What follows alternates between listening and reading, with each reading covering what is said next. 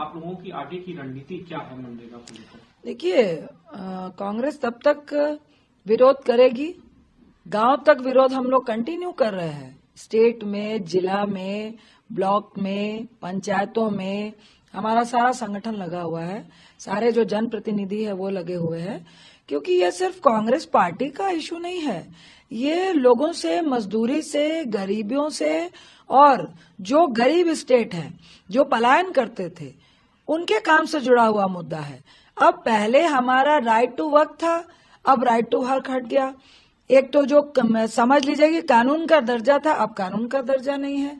दूसरा, state decide करता था, अब स्टेट डिसाइड नहीं करेगा। स्टेट छोड़िए, ग्राम सभा डिसाइड करती थी कि कौन सा काम कहाँ पे जरूरत है, अब डायरेक्ट सेंट्रल गवर्नमेंट करेगी। सेंट्रल गवर्नमेंट को कैसे पता चलेगा कि फला पंचायत में कौन से काम की आवश्यकता है? चौथा, आपने 60-40 कर दिया। उससे पहले जो मजदूरी मिलती थी 100% सेंट्रल गवर्नमेंट उसमें फंड देती थी, आपने 60 और 40 कर दिया।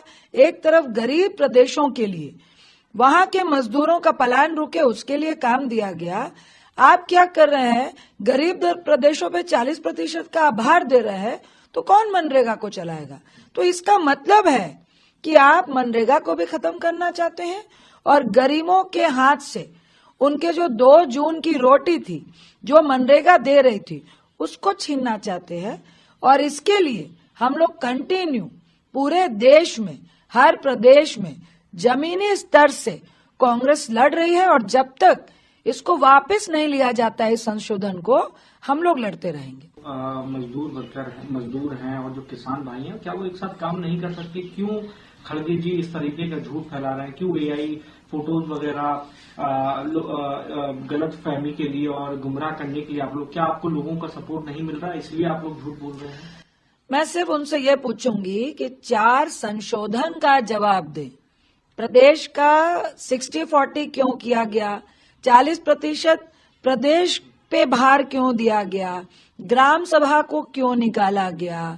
उस पर से जो वर्क टू राइट था, राइट टू वर्क था, कानून का दर्जा क्यों हटाया गया? अब आप उनको देंगे नहीं देंगे काम, ये पूरा टोटली सेंट्रल गवर्नमेंट पे डिपेंड करता है। अब आप कहें, आप तय करेंगे कि नहीं, यहाँ तो जरूरत ही नहीं है। मुखिया बोल रहा है, प्रमुख बोल रहा है, यहाँ एक पुलिया चाहिए, यहाँ पे मिट्टी का काम होना है, यहाँ पे बांध को स्पर चाहिए। अब क्या प्रधानमंत्री यहाँ से दूरबीन लगा के देखेंगे? तो देखिए, जब जनप्रतिनिधि होते हैं, यही हम लोग का आंख और कान होते हैं। इसी के कारण मनमोहन सिंह जी के नेतृत्व में हम लोग मनरेगा लेकर आए, और मैडम सोनिया गांधी जी का सपना था कि गरीबों को काम मिले, तब हम खाद्य सुरक्षा और मनरेगा लेकर आए थे। ये इधर उधर की बात कर रहे हैं।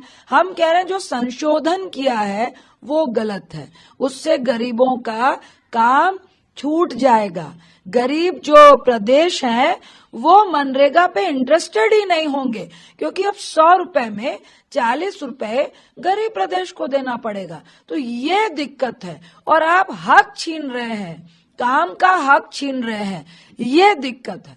देखिए, ये सिर्फ और सिर्फ मुद्दे को भटकाने की कोशिश कर रहे हैं। पूरी कांग्रेस, पूरा विपक्ष इसका विरोध कर रहा था और कर रहे हैं। हम लोग राज्यसभा में, हमारे एलओपी खड़गे साहब थे, वहां पे प्रियंका जी थी, हमारे गौरव गोगोई साहब थे। पूरे विपक्ष आपके साथ खड़ा है, आप सिर्फ बरगलाने की कोशिश कर रहे हैं।